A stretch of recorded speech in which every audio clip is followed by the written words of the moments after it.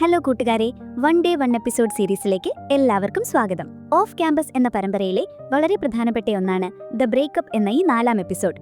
കഴിഞ്ഞ ഭാഗത്തിന്റെ അവസാനം ഹാന ഗാരറ്റിനോട് ചോദിച്ച ആ അപ്രതീക്ഷിത ചോദ്യം ഓർമ്മയുണ്ടല്ലോ. ശാരീരികമായി പൂർണ്ണമായ ഒരു തൃപ്തിയിലെത്താൻ തന്നെ സഹായിക്കണമെന്ന് അവൾ ആവശ്യപ്പെട്ടത് കേട്ട് ഗാരറ്റ് ആകെ അമ്പരന്ന് നിൽക്കുകയാണ്.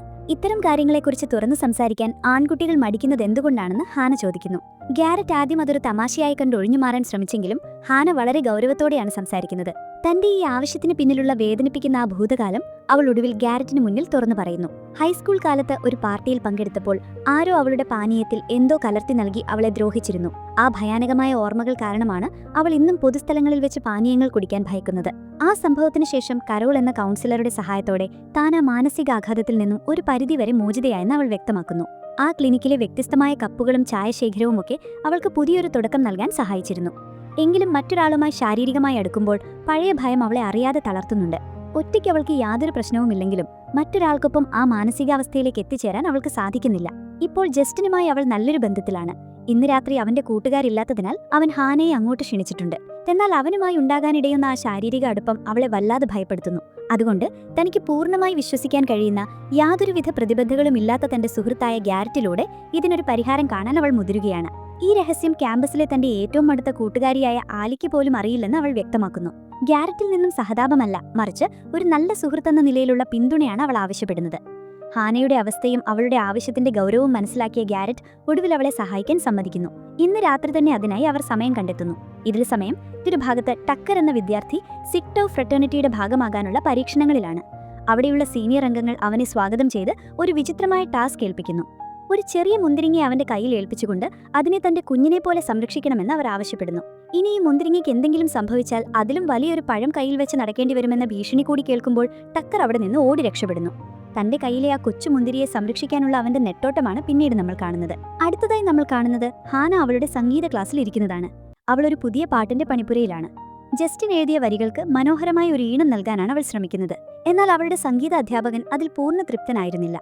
ഈ പാട്ടിൽ അവളുടെ സ്വന്തം വികാരങ്ങൾ പ്രതിഫലിക്കുന്നില്ല എന്ന് അദ്ദേഹം ചൂണ്ടിക്കാണിക്കുന്നു. സാങ്കേതികമായി പാട്ട് മികച്ചതാണെങ്കിലും അതിൽ ഹാന എന്ന വ്യക്തിയെ അനുഭവിക്കാൻ കഴിയുന്നില്ല. ഇതിനിടയിൽ താൻ എപ്പോഴാണ് അവസാനമായി ഒരു പാട്ട് ആസ്വദിച്ചതെന്ന് അദ്ദേഹം അവളോട് ചോദിക്കുന്നു. മിഡിൽ സ്കൂൾ കാലത്ത് ബസ് സ്റ്റോപ്പിൽ നിൽക്കുമ്പോൾ പാരമോർ ഗ്രൂപ്പിന്റെ പാട്ടുകൾ കേട്ടതും അത് നൽകിയ വികാരങ്ങളും അവൾ ഓർത്തെടുക്കുന്നു. പോപ്പ് സംഗീതം കേവലം ആഴമില്ലാത്തതല്ല എന്നും അത് നമ്മുടെ ഉള്ളിൽ ആഴത്തിൽ ഓർമ്മകൾ സൃഷ്ടിക്കുമെന്നും അദ്ദേഹം അവളെ മനസ്സിലാക്കി കൊടുക്കുന്നു. മത്സരത്തിൽ വിജയിക്കണമെങ്കിൽ അവളുടെ മനസ്സിലുള്ള യഥാർത്ഥ വികാരങ്ങൾ സംഗീതത്തിലൂടെ പുറത്തു കൊണ്ടുവരണമെന്ന് അദ്ദേഹം ഉപദേശിക്കുന്നു. ഇതേസമയം ക്യാമ്പസിന്റെ മറ്റൊരു ഭാഗത്ത് വലിയൊരു പ്രണയ തകർച്ച നടക്കുകയാണ്. ആലി അവളുടെ കാമുകനായ ഷോണിനോട് തങ്ങളുടെ 2 വർഷത്തെ ബന്ധം അവസാനിപ്പിക്കുകയാണെന്ന് വ്യക്തമാക്കുന്നു. എന്നാൽ ഷോൺ ഇതൊരു സാധാരണ വഴക്കായിട്ടാണ് കാണുന്നത്. ആലിയുടെ പ്രണയ തകർച്ചകൾക്ക് എപ്പോഴും 5 ഘട്ടങ്ങൾ ഉണ്ടാകാറുണ്ടെന്ന് അവൻ തമാശയായി പറയുന്നു. പെട്ടെന്ന് വഴക്കുണ്ടാക്കുക, ദേഷ്യം തീർക്കാൻ വട്ടത്തിലിരുന്ന് ഭക്ഷണം കഴിക്കുക, ദേഷ്യക്കാരിയായി ദീവയായി മാറുക, മാനസികമായി തകർന്നു പോകുക, ഒടുവിൽ രാത്രിയിൽ വിളിച്ച് തിരിച്ചു വരാൻ ആവശ്യപ്പെടുക എന്നിവയാണ് ആ 5 ഘട്ടങ്ങൾ. എന്നാൽ ഇത്തവണ തന്റെ തീരുമാനം അന്തിമമാണെന്നും അവനെ ഇനി ഫോൺ വിളിക്കില്ലെന്നും ആലി തറച്ചു പറയുന്നു. അടുത്ത 36 മണിക്കൂർ അവൻ മാറി നിൽക്കാൻ തീരുമാനിക്കുന്നു. മറുഭാഗത്ത് ജിമ്മിൽ കഠിനമായ വർക്കൗട്ടിലാണ് ഗാരറ്റ്. മനസ്സിൽ പല ചിന്തകൾ അലട്ടുന്നതിനാൽ അവന് ശരിയായി വ്യായാമം പോലും ചെയ്യാൻ പോകുന്നില്ല. ഒടുവിൽ അവിടെയുണ്ടായിരുന്ന ഡീനിനോട് അവൻ തന്നെ ആശങ്കകൾ പങ്കുവെക്കുന്നു. ഹാനയുടെ പേര് വെളിപ്പെടുത്താതെ ഒരു കുട്ടി തന്നെ വിശ്വസിച്ച് വളരെ പ്രധാനപ്പെട്ട ഒരു കാര്യത്തിനായി സമീപിച്ചിട്ടുണ്ടെന്നും അതിൽ പരാജയപ്പെടാൻ തനിക്ക് ആഗ്രഹമില്ലെന്നും ഗാരറ്റ് പറയുന്നു. ആ കുട്ടി എന്നിലുള്ള വിശ്വാസമാണ് ഏറ്റവും പ്രധാനമെന്ന് ഡീൻ അവനെ ഉപദേശിക്കുന്നു. അവൾക്ക് പൂർണ്ണമായ സുരക്ഷിതത്വവും ആശ്വാസവും തോന്നിയാൽ മാത്രമേ അവൾക്ക് ഭയമില്ലാതെ പൂർണ്ണമായി മുന്നോട്ടു പോകാൻ കഴിയൂ എന്ന് ഡീൻ ഓർമ്മിപ്പിക്കുമ്പോൾ ഗാരറ്റിന് പുതിയൊരു ചിന്തയും ആത്മവിശ്വാസവും ലഭിക്കുന്നു. പിന്നീട് ഹാന കോളേജിൽ വെച്ച് ജസ്റ്റിനെ കണ്ടുമുട്ടുന്നു.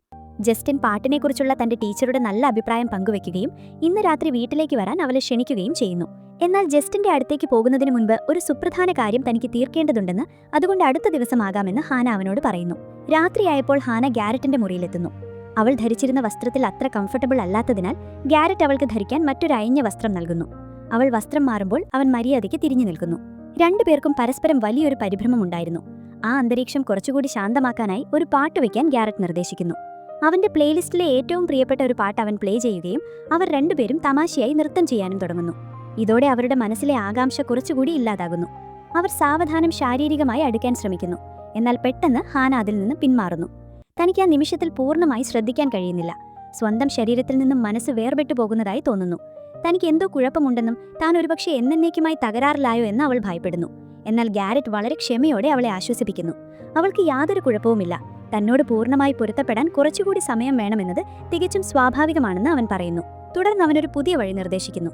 അവൻ അവിടെ പൂർണ്ണമായും നിയന്ത്രിക്കുന്നതിനു പകരം അവൾക്ക് സ്വന്തമായി മനസ്സ് ശാന്തമാക്കി ആ ആത്മതൃപ്തി കണ്ടെത്താനുള്ള സ്വാതന്ത്ര്യം നൽകുന്നു. അവന്റെ സാന്നിധ്യത്തിൽ ഭയമില്ലാതെ അവൾക്ക് സുരക്ഷിതത്വം തോന്നാനാണ് അവൻ അങ്ങനെ ചെയ്തത്. ഗാരറ്റിന്റെ ആ പിന്തുണയിൽ അവൾ അവളുടെ ഭയം മറികടന്ന് ഒടുവിൽ ആ ലക്ഷ്യത്തിലേക്ക് വിജയകരമായി എത്തിച്ചേരുന്നു. തനിക്ക് കഴിഞ്ഞതിൽ അതീവ സന്തോഷത്തോടെയും നന്ദിയോടെയും ഹാന ഗാരറ്റിനെ കെട്ടിപ്പിടിക്കുന്നു. അതിനുശേഷം അവർ രണ്ടുപേരും അടുക്കളയിലിരുന്ന് ടക്കറുണ്ടാക്കിയ പാസ്ത കഴിക്കുന്നു. ഗാരറ്റിന്റെ അമ്മയെക്കുറിച്ചും സംഗീത താൽപ്പര്യങ്ങളെക്കുറിച്ചും ഹാന ചോദിച്ചറിയുന്നു. വീട്ടിൽ അച്ഛൻ ദേഷ്യപ്പെടുമ്പോൾ തന്നെ ശാന്തനാക്കാൻ അമ്മ പാട്ടുകൾ കേൾപ്പിക്കാറുണ്ടായിരുന്നു എന്ന് ഗാരറ്റ് ഓർക്കുന്നു. ഈ പാട്ടുകൾ കേൾക്കുമ്പോൾ നിനക്ക് എന്താണ് തോന്നാറുള്ളത് എന്ന് ഹാന ചോദിക്കുമ്പോൾ തനിക്ക് ധൈര്യം തോന്നാറുണ്ട്, ഇഷ്ടമുള്ളവരോട് അത് തുറന്നു പറയാൻ താൻ തയ്യാറാകാറുണ്ട് എന്നും ഗാരറ്റ് പറയുന്നു. എന്നാൽ പെട്ടെന്ന് ഗാരറ്റിന്റെ ഫോണിലേക്ക് ഒരു പെൺകുട്ടിയുടെ മെസ്സേജ് വരികയും ആ മനോഹരമായ അന്തരീക്ഷം പെട്ടെന്ന് ഇല്ലാതാവുകയും ചെയ്യുന്നു. ഹാന അവിടെ നിന്നും പോകാൻ തീരുമാനിക്കുന്നു. വീട്ടിലെത്തിയ ഹാനയും ആലിയും തമ്മിൽ സംസാരിക്കുന്നു. ആലി ഇപ്പോഴും അവളുടെ മുൻ കാമുകനായ ഷോണിന്റെ ഓർമ്മകളിലാണ്. ഗാരറ്റിന്റെ കൂടെയുള്ള അനുഭവം എങ്ങനെയുണ്ടായിരുന്നു ചോദിക്കുമ്പോൾ ഗാരറ്റ് തന്നെ ഒരുപാട് സുരക്ഷിതമായി നോക്കിയെങ്കിലും അവൻ തനിക്ക് പറ്റിയ ആളല്ലെന്ന് ഹാന പറയുന്നു. അവരുടെ ഇടയിൽ പരസ്പരമുള്ള ഒരു ഉടമ്പടി മാത്രമാണ് ഉണ്ടായിരുന്നത് എന്നും ഇതിൽ കൂടുതൽ ഒന്നുമില്ലെന്ന് അവൾ ആലിയെ ബോധ്യപ്പെടുത്തുന്നു. എന്നാൽ മറുഭാഗത്ത് ഗാരറ്റ് തികച്ചും അസ്വസ്ഥനായിരുന്നു. ഹോക്കി പരിശീലനത്തിനിടയിൽ അവന് കളിയിൽ ശ്രദ്ധിക്കാൻ കഴിയുന്നില്ല. അവന്റെ കളി മോശമാകുന്നത് കണ്ട് സുഹൃത്തുക്കൾ അവനോട് ഇതിനെക്കുറിച്ച് ചോദിക്കുന്നു. ഗാരറ്റിന് ഹാനയോട് പ്രണയം തോന്നി തുടങ്ങിയെന്ന് അവന്റെ സുഹൃത്തായ ബെർണാർഡോ അവനെ മനസ്സിലാക്കി കൊടുക്കുന്നു. ഇന്ന് രാത്രി നടക്കുന്ന ഡ്രങ്ക് ഷേക്സ്പിയർ എന്ന നാടകത്തിന് ഹാന വരുന്നുണ്ടെന്നും അവിടെ വെച്ച് തന്റെ പ്രണയം തുറന്നു പറയാനും ഗാരറ്റ് തീരുമാനിക്കുന്നു. എന്നാൽ മറ്റൊരു ഹോക്കി താരമായ ലോഗനും ഹാനയോടുള്ളിൽ പ്രണയമുണ്ടായിരുന്നു. ഗാരറ്റ് ഹാനയെക്കുറിച്ച് സംസാരിക്കുന്നത് കേട്ട് ലോഗൻ വല്ലാതെ അസ്വസ്ഥനാകുന്നു. അവന്റെ പ്രകടനം മോശമാകുന്നത് കണ്ട് ജൂൾസ് അവനെ ശാസിക്കുന്നു. ഹാനയുടെ പുറകെ നടന്ന് സമയം കളയാതെ കളിയിൽ ശ്രദ്ധിക്കാൻ അവൻ ലോഗനെ ഓർമ്മിപ്പിക്കുന്നു. തുടർന്ന് എല്ലാവരും എത്തിച്ചേരുന്നത് കോളേജിലെ നാടകവേദിയായ ഡ്രങ്ക് ഷേക്സ്പിയർ കാണാനാണ്. ഷോൺ ഇല്ലാതെ ആദ്യമായി വേദിയിലെത്തുന്നതിന്റെ പരിഭ്രമത്തിലാണ് ആലി. ഹാനയെ കാണാൻ ഗാരറ്റ് അങ്ങോട്ട് ചെല്ലുന്നുണ്ടെങ്കിലും ജസ്റ്റിനൊപ്പം സന്തോഷത്തോടെ ഇരിക്കുന്ന അവളെയാണ് അവൻ കാണുന്നത്. നാടകത്തിനിടയിൽ 4 പ്രധാന കഥാപാത്രങ്ങളെ അവതരിപ്പിക്കാൻ ഓഡിയൻസിൽ നിന്നും ആളുകളെ തെരഞ്ഞെടുക്കാൻ അവതാരകൻ ശ്രമിക്കുന്നു. ജസ്റ്റിനെയും ഹാനയെയും അദ്ദേഹം ആദ്യമേ സ്റ്റേജിലേക്ക് ക്ഷണിക്കുന്നു. ഗാരറ്റിന്റെ സുഹൃത്തുക്കൾ അവന്റെ പേര് വിളിച്ചു പറഞ്ഞ് അവനെയും സ്റ്റേജിലേക്ക് കയറ്റുന്നു. ഹാനയോട് അസൂയുള്ള കെൻഡൽ തന്നെയാണ് മറ്റൊരു കഥാപാത്രമായി വേദിയിലെത്തുന്നത്. നാടകത്തിന് പിന്നിലെ ഇടവേളയിൽ വെച്ച് ഗാരറ്റ് തന്റെ മുൻ കാമുകിയായ കെൻഡലിനോട് സംസാരിക്കുന്നു. ഹാന തന്റെ കാമുകിയല്ലെന്ന് അവൻ പറയുമ്പോഴും അവൾ അവന്റെ മനസ്സ് തിരിച്ചറിയുന്നു. മുൻപ് അവളോട് മോശമായി പെരുമാറിയതിന് ഗാരറ്റ് ആത്മാർത്ഥമായി കെൻഡലിനോട് മാപ്പ് ചോദിക്കുന്നു. അവൾ അത് സ്വീകരിക്കുന്നു. ഇതേസമയം സ്റ്റേജിൽ അഭിനയിക്കുന്നതിനിടയിൽ ആലിക്ക് പെട്ടെന്ന് ഷോണിന്റെ ഓർമ്മകൾ വരികയും അവൾ കഥാപാത്രത്തിൽ നിന്നും മാറി സ്വന്തം ജീവിതത്തെക്കുറിച്ച് സംസാരിക്കാൻ തുടങ്ങുകയും ചെയ്യുന്നു. അവൾ വൈകാരികമായി സംസാരിക്കുമ്പോൾ ഡീൻ പെട്ടെന്ന് കൈയടിച്ച് രംഗം ശാന്തമാക്കുന്നു. പിന്നീട് കഥാപാത്രങ്ങൾ തമ്മിലുള്ള ഒരു ഡാൻസ് മത്സരമാണ് നടക്കുന്നത്. ഗാരറ്റിന്റെ തകർപ്പൻ നൃത്തം കണ്ട് എല്ലാവരും കൈയടിക്കുന്നു. ആ സമയത്ത് ജസ്റ്റിൻ ഹാനയോട് ഗാരറ്റുമായി അവൾ പ്രണയത്തിലല്ലെന്ന് ഉറപ്പുവരുത്തുകയും അവളെ ഡേറ്റിംഗിനായി ക്ഷണിക്കുകയും ചെയ്യുന്നു. നാടകം കഴിഞ്ഞ ശേഷം ജസ്റ്റിൻ തന്നെ ഡേറ്റിന് വിളിച്ച കാര്യം ഹാന ഗാരറ്റിനോട് പറയുന്നു. ഉള്ളിൽ സങ്കടമുണ്ടെങ്കിലും ഗാരറ്റ് അവളെ അഭിനന്ദിക്കുകയും തങ്ങൾ തമ്മിലുള്ള ഉടമ്പടി അവസാനിച്ചതായി പറയുകയും ചെയ്യുന്നു. പിന്നീട് ഗാരറ്റ് ഐസ്റിംഗിൽ ഒറ്റയ്ക്ക് പരിശീലനം നടത്തുമ്പോൾ ലോഗൻ അവനൊപ്പം ചേരുന്നു. ഹാന വെറുമൊരു വഴിത്തിരിവ് മാത്രമായിരുന്നെന്നും തന്റെ ലക്ഷ്യം ഹോക്കി മാത്രമാണെന്നും ഗാരറ്റ് ലോഗനോട് പറയുന്നു. ഹാനയും ജസ്റ്റിനും ഒരു ക്ലബ്ബിൽ സമയം ചെലവഴിക്കുമ്പോഴാണ് അവൾക്ക് ചില കാര്യങ്ങൾ മനസ്സിലാകുന്നത്. ജസ്റ്റിന് സംഗീതത്തോട് സാങ്കേതികമായ താല്പര്യം മാത്രമേ ഉള്ളെന്നും അവൾക്ക് അനുഭവപ്പെടുന്നത് പോലുള്ള വികാരങ്ങൾ അവനില്ലെന്നും അവൾ തിരിച്ചറിയുന്നു. അവന്റെ വീട്ടിലേക്ക് പോകാനുള്ള ക്ഷണം ഹാന നിരസിക്കുന്നു. അവൾ നേരെ ഗാരറ്റിന്റെ മുറിയിലേക്ക് ചെല്ലുന്നുണ്ടെങ്കിലും അവിടെ പൂട്ടിയിരിക്കുകയായിരുന്നു.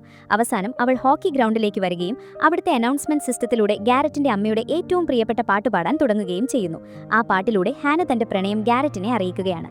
ഇവിടെയാണ് ഈ മനോഹരമായ അധ്യായം അവസാനിക്കുന്നത്. ഇന്നത്തെ കഥ നിങ്ങൾക്ക് ഇഷ്ടമായെന്ന് കരുതുന്നു. കൂടുതൽ മികച്ച സിനിമകളുടെയും പരമ്പരകളുടെയും വിശദീകരണങ്ങളുമായി നമുക്ക് വീണ്ടും കാണാം. ഈ വീഡിയോ ലൈക്ക് ചെയ്യാനും നിങ്ങളുടെ അഭിപ്രായങ്ങൾ പങ്കുവയ്ക്കാനും ചാനൽ സബ്സ്ക്രൈബ് ചെയ്യാനും മറക്കരുത്. അടുത്ത കഥയുമായി ഉടൻ വരാം. നന്ദി, ബൈ.